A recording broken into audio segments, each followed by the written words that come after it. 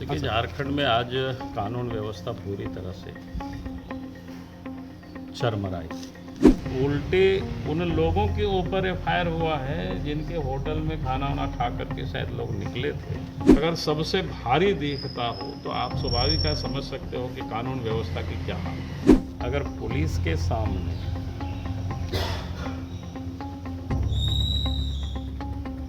अगर किसी की भी हत्या होती है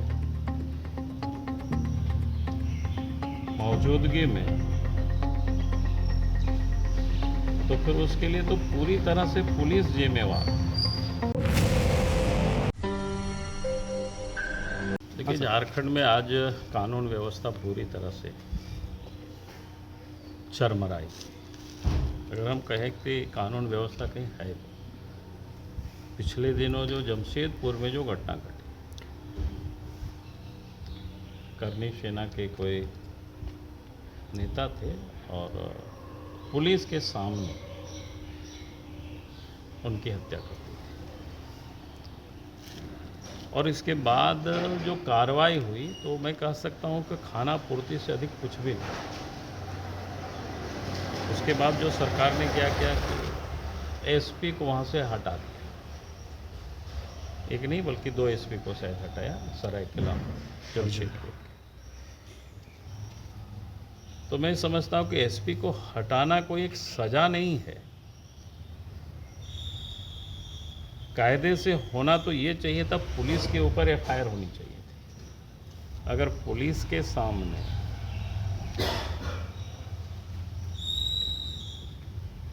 अगर किसी की भी हत्या होती है मौजूदगी में, तो फिर उसके लिए तो पूरी तरह से पुलिस जिम्मेवार। लेकिन अभी तक जो कल तक की मेरे पास जानकारी है कि पुलिस के ऊपर कोई किसी प्रकार के उन्होंने एफआईआर नहीं किया, कोई कार्रवाई करने की वो सोच भी नहीं रहे। उल्टे उन लोगों के ऊपर एफआईआर हुआ है जिनके होटल में खाना वाना खा करके शायद लोग निकले थे, उन लोगों के ऊपर पुलिस ने एफआईआर की। भाई, अगर कोई मेरे घर से खा करके कोई निकलता है बाहर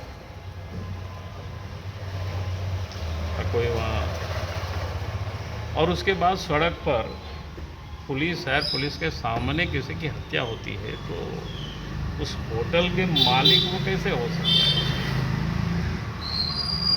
तो आज अगर ये कानून व्यवस्था उल्टे उन लोगों के ऊपर एफआईआर हुआ है जिनके होटल में खाना वाना खा करके शायद लोग निकले थे, उन लोगों के ऊपर पुलिस ने एफआईआर की। भाई, अगर कोई मेरे घर से खा करके कोई निकलता है बाहर और कोई वहाँ, और उसके बाद सड़क पर पुलिस है, पुलिस के सामने किसी की हत्या होती है, तो उस होटल के मालिक वो कैसे हो सकता है?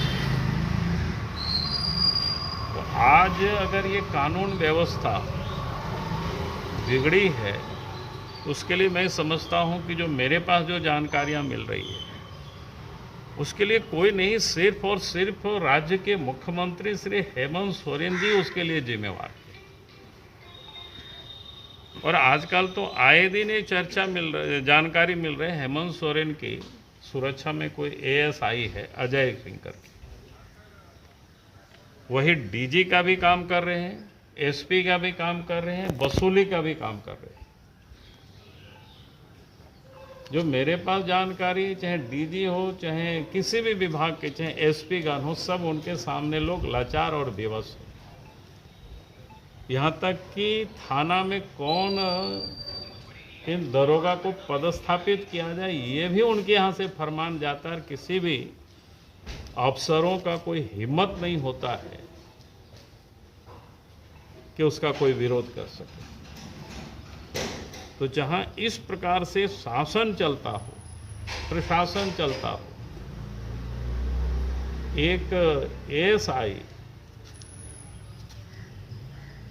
अगर सबसे भारी दिखता हो तो आप स्वाभाविक है समझ सकते हो कि कानून व्यवस्था की क्या हालत है। तो आज राज्य की यही स्थिति है।